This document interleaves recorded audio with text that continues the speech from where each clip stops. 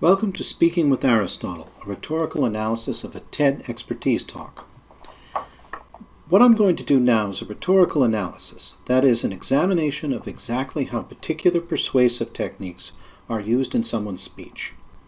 I'll assume that you've already listened to Andrew Solomon's wonderful TED talk, How the Worst Moments in Our Lives Make Us Who We Are.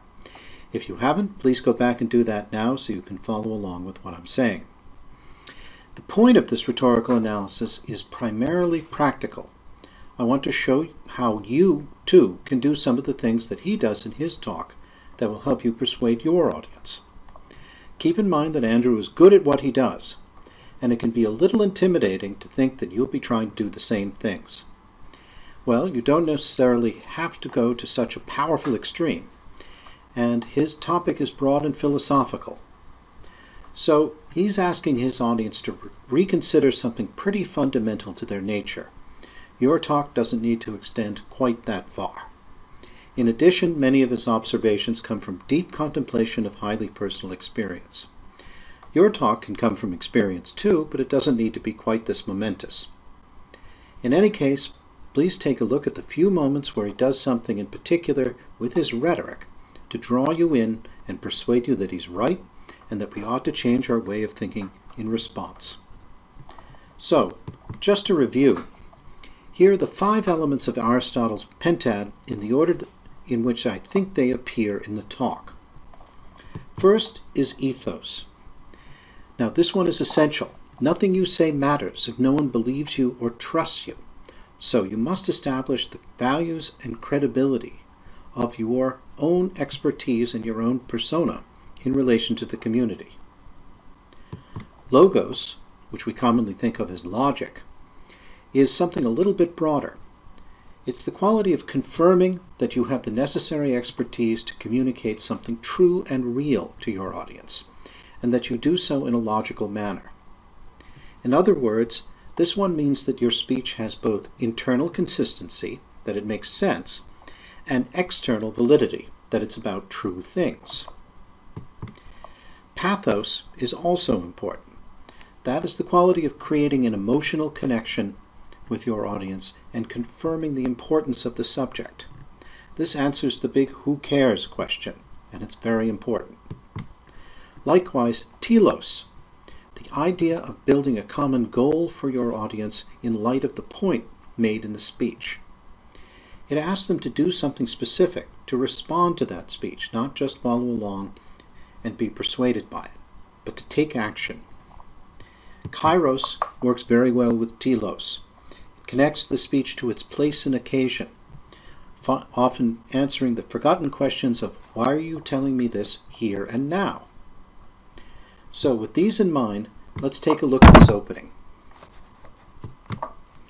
As a student of adversity, I've been struck over the years by how some people with major challenges seem to draw strength for them.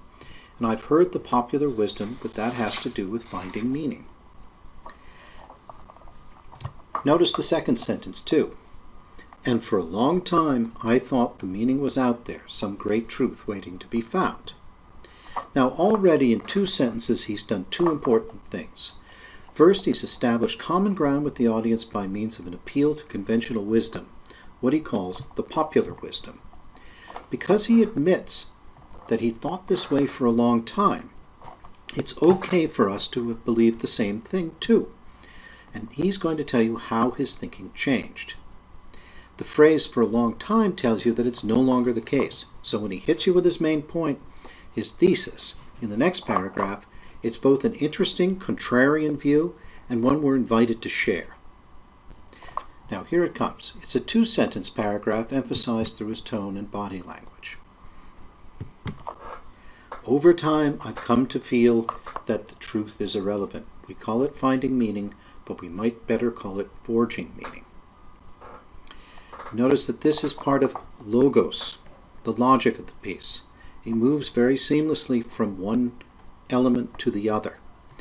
All of these elements work toward establishing him as an expert who will tell the truth, the logos, and someone who cares about the audience's values, the ethos.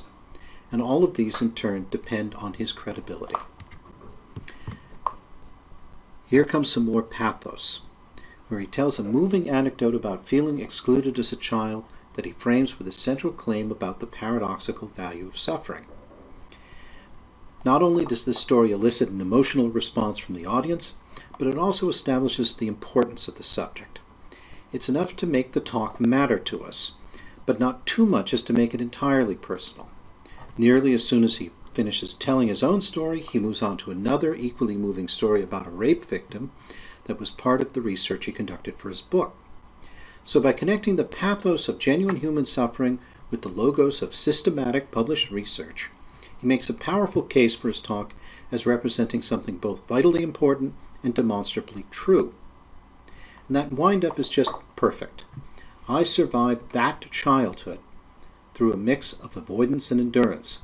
What I didn't know then and do know now is that avoidance and endurance can be the entryway to forging meaning. See, in turn, each of these stories of suffering supports important ways that he develops his thesis.